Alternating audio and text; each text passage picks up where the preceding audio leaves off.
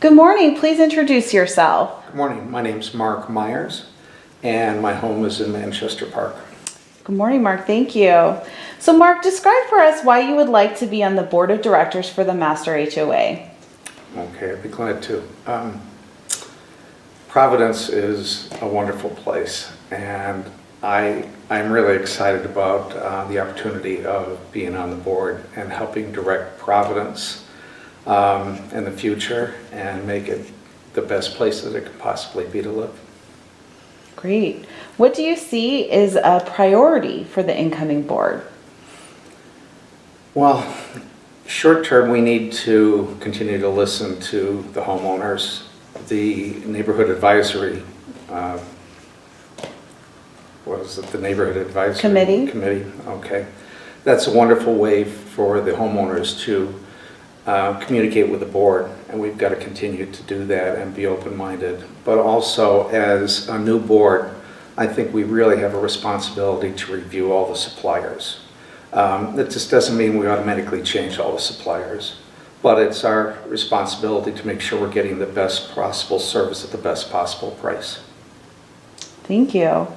Mark, describe for us your skills or experiences that would be of benefit to the overall success of the Master Association. Okay.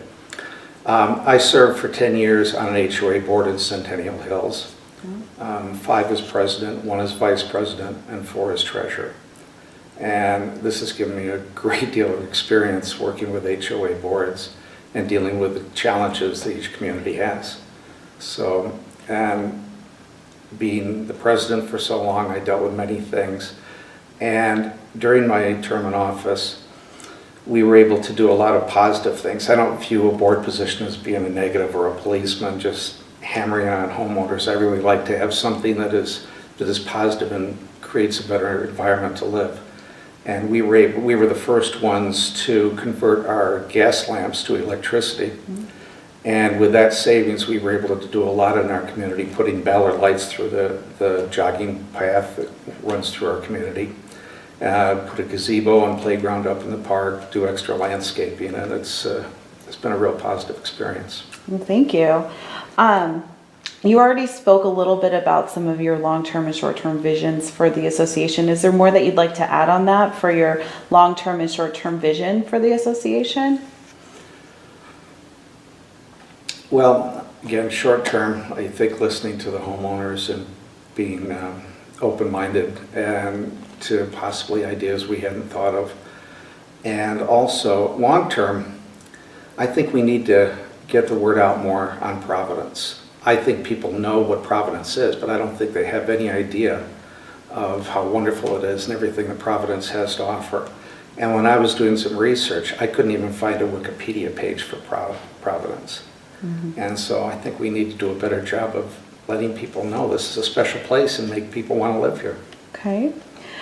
You mentioned that you were on a board in Centennial Hills. Please share with us some of your strengths and weaknesses related to a board position in regard to leadership.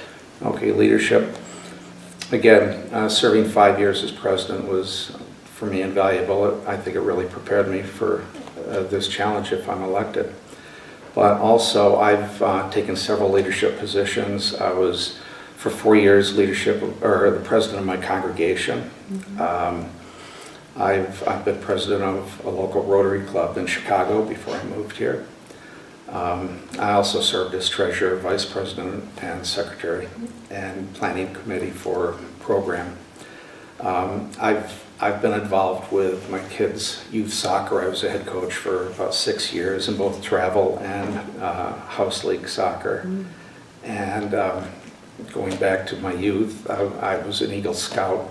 And I took a lot of youth positions of leadership, and I was involved in scouting in Chicago for 15 years as an adult, where I was a unit leader. I had an explorer post where we took kids scuba diving out of the country too, so that was a real challenge.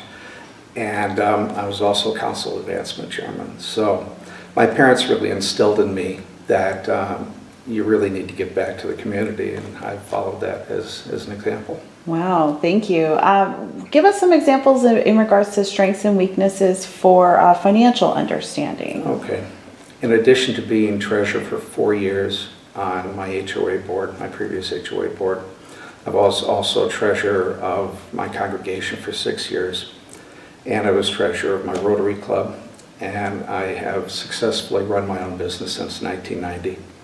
I have an MBA degree, and so I'm not a CPA, but I do have a strong financial background and a strong base, especially for HOAs, because when I was treasurer, I had to provide a report each month, a treasurer's report. I had to oversee all the expenditures, I had to plan budgets, so I feel I've got a pretty strong base financially. Can you describe for us some strengths and weaknesses in regard to the architectural guidelines in a HOA? Okay. When I was first on the previous HOA board, it was a similar situation. We were just taking over from the builder. And so we didn't have a lot of volunteers. So for the first 3 years, all the board members were on the Architectural Review Committee. So I got to know that pretty well. And we were pretty successful in helping the homeowners accomplish what they want, but was still within the guidelines of the Architectural Review Committee. But I'm not an architect, I'm not a developer or anything like that. So my experience is limited to the hands-on experience I had in those 3 years.